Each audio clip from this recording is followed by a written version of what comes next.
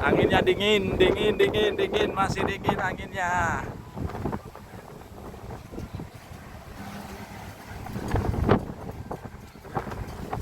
Anginnya masih dingin.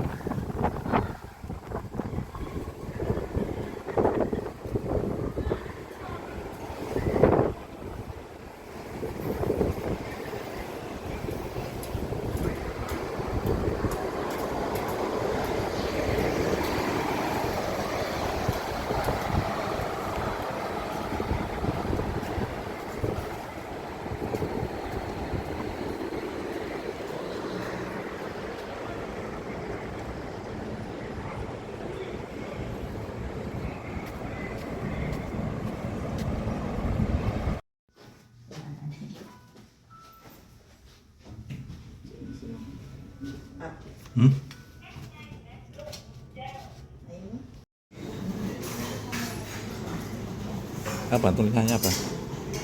Nah, ini siapa?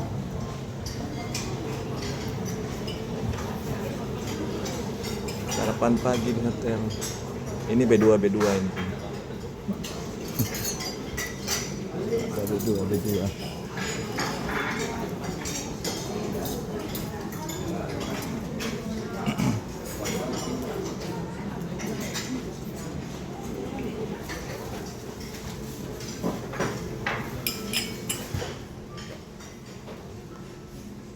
Kue.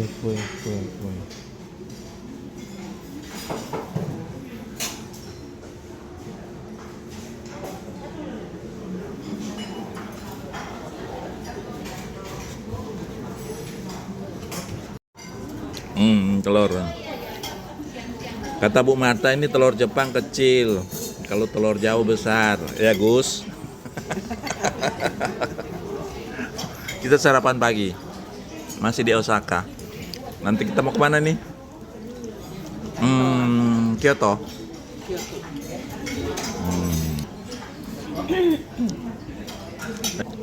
Halo teman-teman Alian Solo, ketemu lagi ya. Ini siapa ini? Hai, pagi. Mari kita ke Kyoto. Tahun depan ikutan Pak Agus. Itu loh, sama Bu Marta. Gus. Iya, ikutan Pak. Yuk, bareng-bareng biar rame. Iya. Oke. Salam dari Osaka.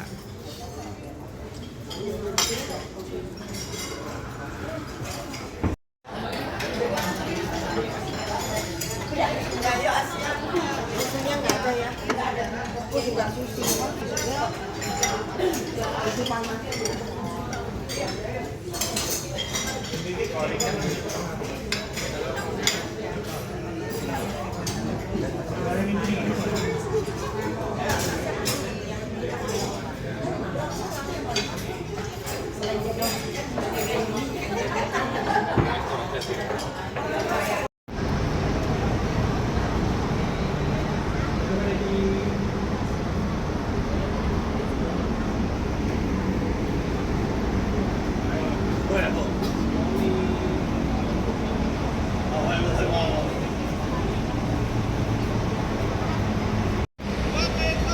Halo, berangkat. Hehehe.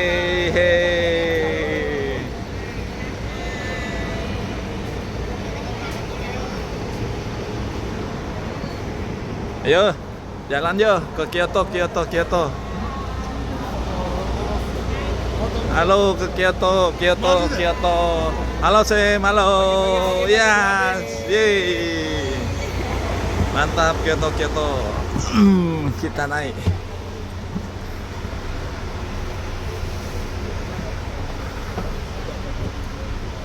Wih, Allianz. Ya, ke situ. Salah satu kanjinya itu sama, artinya adalah ibu kota. Cuman kalau Kyoto artinya adalah ibu kota di daerah barat. Sedangkan Tokyo ibu kota di sebelah timur, ya. Karena Bapak Ibu yang namanya Jepang, ya sebentar ya, saya buka peta dulu. Ini ya Bapak Ibu, mirip dengan Sulawesi, ya. Nah, Jepang ini memiliki 4 pulau besar, ya yang menggabungkan menjadi Jepang. Yang pertama adalah paling utara disebut dengan Hokkaido. Nah, Bapak Ibu itu kita ada di tengah Bapak Ibu yang disebut dengan Honshu. Honshu itu artinya pulau tengah. Honshu dibagi menjadi dua, yaitu pulau tengah bagian timur, yaitu Tokyo, Yokohama, Chiba, ya mereka sebutnya Kanto, ya. Nah, agak ke bawah, ini kita agak Osaka gini, ini disebutnya dengan Kansai. Jadi ketika Kansai. Bapak Ibu masuk ke Kansai, akan ada dua pintu. Yang pertama adalah Kansai Airport atau disebut dengan KIX, ya. Kemarin Bapak Ibu landing di sana, ya. Yang kedua adalah Itami Airport, ya. Nah, kemudian Bapak Ibu agak ke bawah sedikit lagi, di sini ada yang namanya Shikoku, pulau kecil, Shikoku. ya. Tapi biasanya kalau Shikoku itu orang Asia jarang datang. Kenapa? Karena di Shikoku tidak ada toko, ya. Jadi lebih ke pemandangan, ya. Kalau orang Asia biasanya kalau turis tidak mungkin tidak ada toko, ya pasti harus ada toko shopping, ya. Nah, kita ke bawah lagi, dari sini disebut dengan Kyushu, ya. Kyushu, ya. Jadi pulau paling selatan, Jepang memiliki 4 pulau. Nah, apabila kita sudah masuk ke daerah Kansai ini, Bapak Ibu, terima kasih, Sat. Oke, kita masuk ke daerah Kansai, Bapak Ibu, ya. Yang pasti adalah mereka punya ciri khas unik. Kalau kita bicara dalam bahasa Jepang mengucapkan terima kasih, seluruh orang Jepang bilangnya arigato gozaimasu, ya. Tapi kalau kita menerima sesuatu, mereka akan bilang arigato gozaimashita. Mashita itu lampau. Jadi kita sudah menerima, makanya bilangnya arigato gozaimashita. Namun orang Kansai baik Kyoto, Osaka, Kobe, Hyogo, Hime dan lain sebagainya itu Bapak Ibu, mereka bilangnya betul arigato juga, tapi mereka punya bahasa daerah bilangnya adalah okini, ya. Arigato. Okini lebih pendek, ya. Okini, ya itu artinya biasanya pakai orang Kansai, ya. Orang Osaka, orang Kobe, orang Kyoto, ya. Jadi nanti kalau Bapak Ibu belanja mereka bilang okini, itu artinya terima kasih, ya. Kita jawabnya apa? Jawabnya do ite shimashite. Aduh, Novi ribet nih Pak, itu yang gampang Bapak Ibu pakai aja salam ayat jago. Ayat apa kamu? Gitu ya Bapak Ibu, ya. Nah, jadi mereka bilangnya okini, ya. Nah, kemudian ketika kita ada di Kyoto, Kyoto itu terkenal dengan 1001 kuil, ya. Karena kalau Bapak Ibu tanya, Novi orang Jepang itu agamanya apa? Kalau saya bilang adalah Nano-Nano, Bapak Ibu. Kenapa Nano-Nano? Karena pada saat usia mereka 3, 5, dan 7 tahun mereka akan membawa putra-putrinya itu ke kuil Shinto, ya, untuk diberkati. Kemudian ketika mereka menikah, Bapak Ibu, mereka akan menikah secara Shinto. Dan biasanya kebetulan saya kan nyangkut sama Doraemon, ya Bapak Ibu, ya. Jadi suami saya suami lokal, makanya nama saya adalah Shimoji Novi. Karena kita namanya sama ya Bapak Ibu, ya. Ibu, ya. Jadi Bapak Ibu bisa panggil saya Novi, bisa juga panggil saya Shimoji, ya. Shimoji nama family name saya. Oke, nah kemudian ketika orang Jepang menikah, Bapak Ibu, ya, mereka akan diberkati secara Shinto terlebih dahulu, dan mereka biasanya akan mengadakan pakai kimono seperti ini, ya. Jadi untuk yang menikah secara tradisional Jepang, ya, dan ingin memakai pakaian tradisional Jepang seperti ini, mereka baru bisa pakai ini ketika mereka diberkati secara Shinto, ya. Karena saya Kristen, Bapak Ibu, saya tidak bisa pakai baju ini. Kenapa? Karena topi ini ketika saya ingin pakai ini, saya harus terlebih dahulu diberkati secara Shinto, ya. Jadi gimana dong? Tapi saya tetap masih pakai kimono. Saya pakai yang namanya kimono ala pesta, Bapak Ibu, ngejreng, ya, warnanya orange. Nah, jadi ketika nanti Bapak Ibu ketemu di beliau ada orang yang pakai kimono Novi, itu pakai kimono saya tahu. Untuk informasi Bapak Ibu, yang namanya pakai kimono, pertama kita perlu yang namanya research. Kenapa? Karena biasanya kalau kimono yang membantu mengenakan itu biasanya tidak banyak, 1-2 orang. Oh, misalnya nanti kita nggak pakai untuk waktu nggak apa-apa, bisa pakai apa itu. Tapi Bapak Ibu harus antri, ya. Bagi-bagi kalau temennya lagi seperti ini mungkin bisa cepat, ya. Tapi biasanya 1 orang ketika menggunakan kimono itu membutuhkan waktu kurang lebih 15 sampai 25 menit, ya. Nah, kemudian, ya, untuk ketika kita masuk ke kimono, kenapa? Sewanya itu hanya kimono only ya Bapak Ibu, yang paling murah itu sekitar 500 per orang, ya. Iya, 150 ribu. Cuma kalau menurut saya, kalau kita pakai kimono merupakan simbol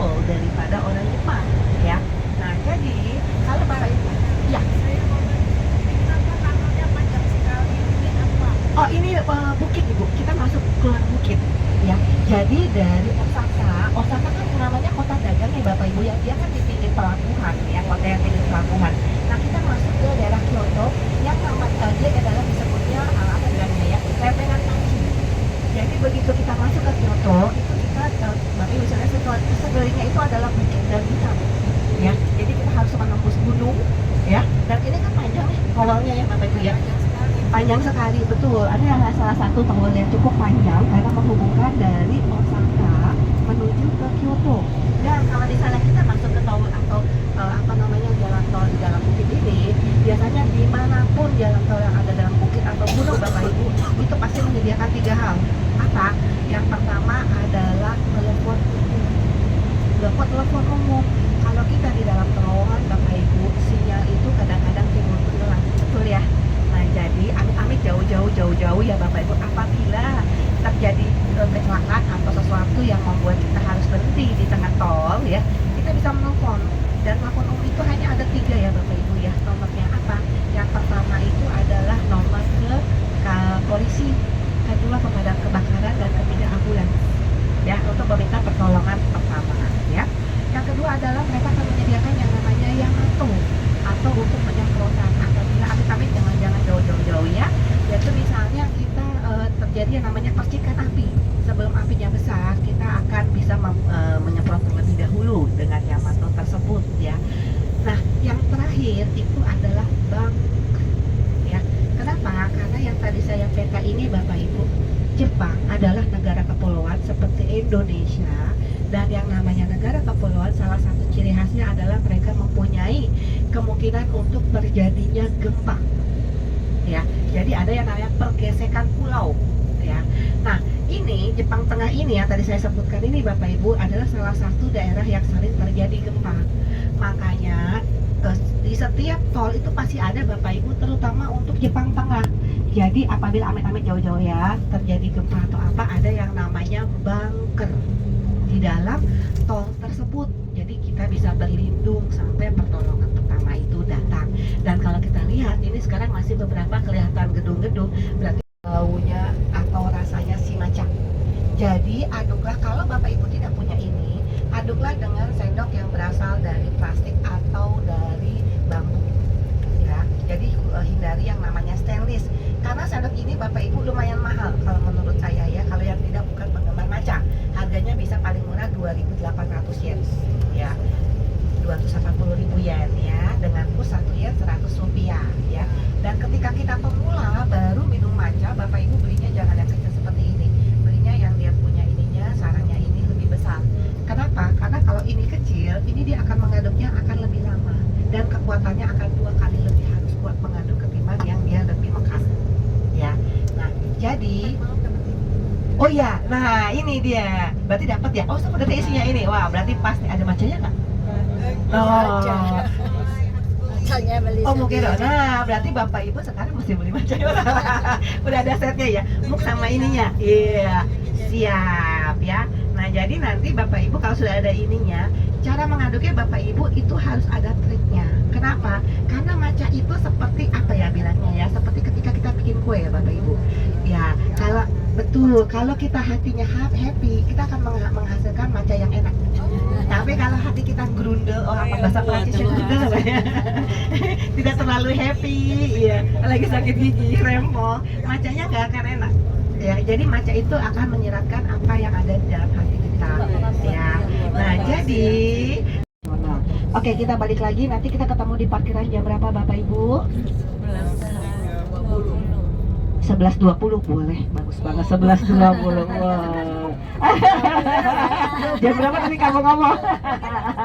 Ya, 11.30 kita jalan. 11 menit ya, bukan jalannya Bapak Ibu, karena ada palang keretanya ya. Nanti takutnya kalau misalnya mepet waktunya, 5 menit bisa kok, tadi kata Gaja 5-7 menit nyampe. Kita langsung ketemu dengan palang kereta lagi tutup, ya udah sayonara, kita masih tunggu ya. Karena kereta akan lalu lalang di situ ya. Kita akan melewati sebuah stasiun dan 2 palang pintu kereta. Jadi kalau bisa 15 menit sebelumnya. Aduh Novil, kalau misalnya kita datang ya. Jadi Bapak Ibu ke Jepang nggak cuma shopping doang ya, jalan-jalan ya, seperti saya kemarin bilang, itu menghargai. Ya anak sekolah ya pakai tas gitu ya. Tak seragam. Ya, anak sekolah gitu pakai tas itu tasnya seragam. tas, dia bentuknya stick. Nah, saset itu pun dia ada yang hanya macanya, ada yang matcha latte. Ya, ini rasa dan bentuk ya, yang stick ya. Sampai di sini clear? Oke, kita lihat kayak ini. Nah, kemudian yang kedua adalah bubuk. ya. Nah, kalau bubuk itu biasanya dia per gram, ya tidak pernah banyak. Biasanya paling 20 gram ya, 30 gram ya. Nah, itu dia yang tadi saya bilang, yang rasanya dan wanginya itu beda dengan yang stick. Ya, itu yang the realnya ya. Nah, tapi kalau Bapak Ibu ingin yang praktis, yang sticknya juga itu tidak kalah enaknya. Seperti itu. Cuman ya kan kemana sudah dikasih souvenirnya kan, yang itu, yang gelas sama adukan itu tuh Bu. Alangkah lebih baiknya belinya yang bubuk. Seperti itu. Karena yang bubuk itu adalah yang kita betul-betul merasakan taste of matcha. Nah, lalu di dalam matcha itu juga di dalam teh itu, di dalam tea itu ada yang namanya hojicha. Nah, hojicha itu dia bukan green tea, beda lagi. Ya. Nah, jadi nanti saya ajakin deh nanti ke toko teh ya Bapak Ibu ya. Pas lagi mau ke arah pulang tapi ya, tapi kita ke kuil dulu ya. Nah, nanti di situ akan saya terangkan bentuk-bentuknya. Karena kalau sekarang saya ngomong, saya tidak bawa yang namanya perbedaan di dalam matcha itu sendiri. Ya, berarti saya besok perlu bawa teh daunnya. Masalahnya. Ocha itu teh. Di dalam ocha ada dua.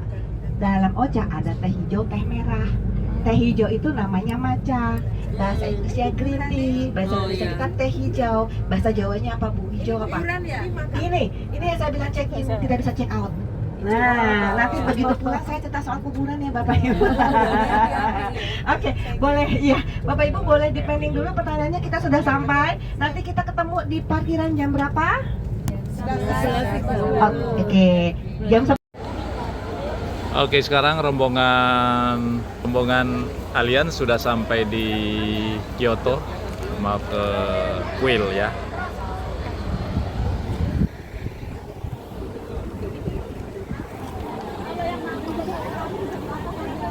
Mana antrinya? Ya ampun.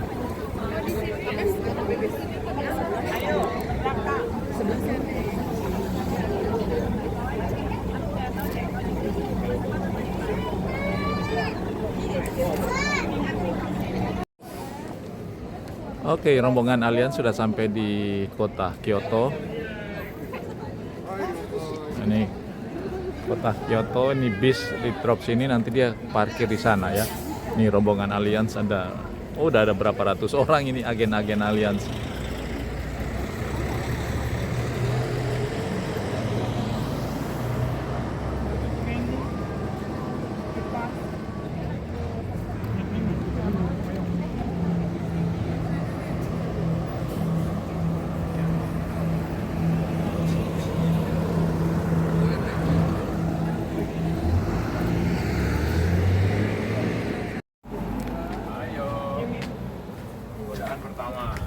Godaan pertama ya, Pak.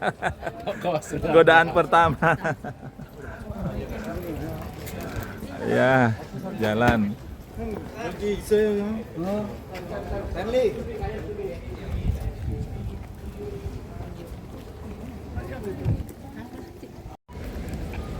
Ya, kita nyebrang. Totet, ini ciri khas di Jepang kalau nyebrang suaranya seperti ini. Ya, kita ke ini di Kyoto, ke tempel Fushimi Inari.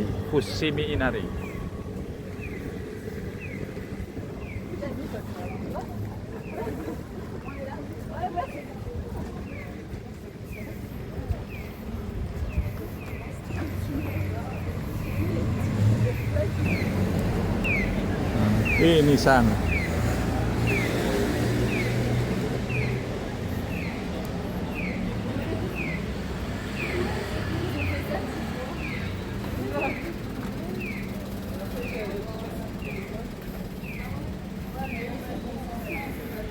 Ini kalau bangun ini sangat rapi mereka. Ini lagi bangun.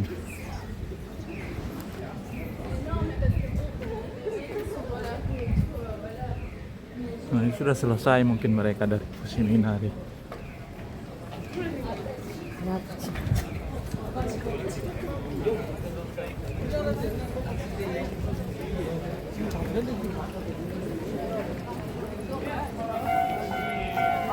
Kereta.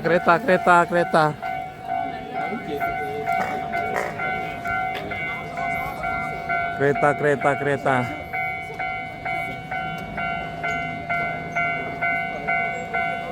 Nah.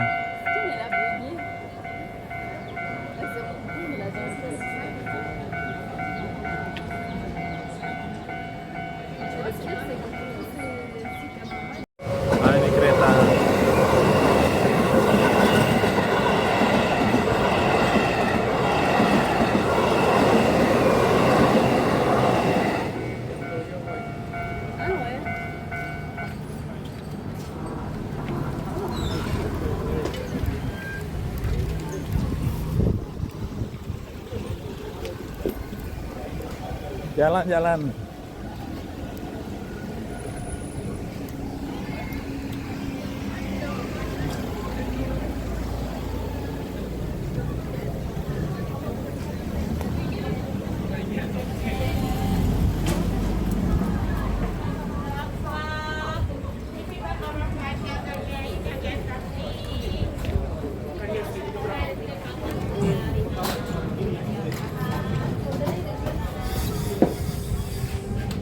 Oh, baliknya lewat sini lagi, Sam. Makanya dua palang ya.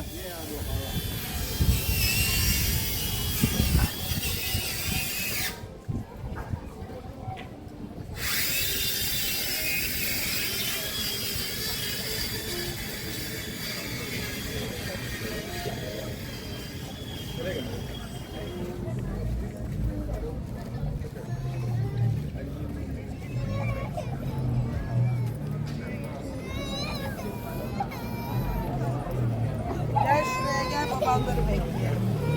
Bak araba düt yaptı.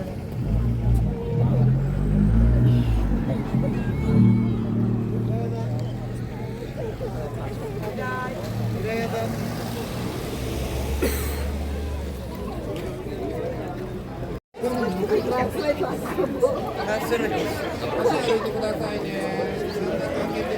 Wih, rame banget di Kyoto.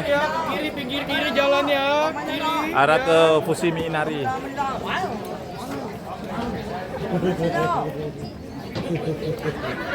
Iya.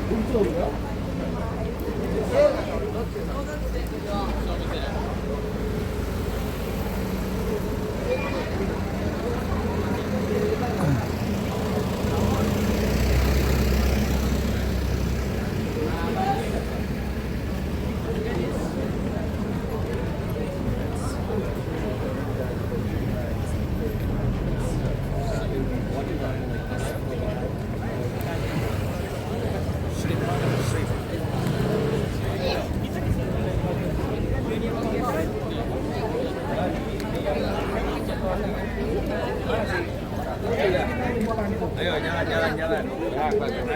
Evan.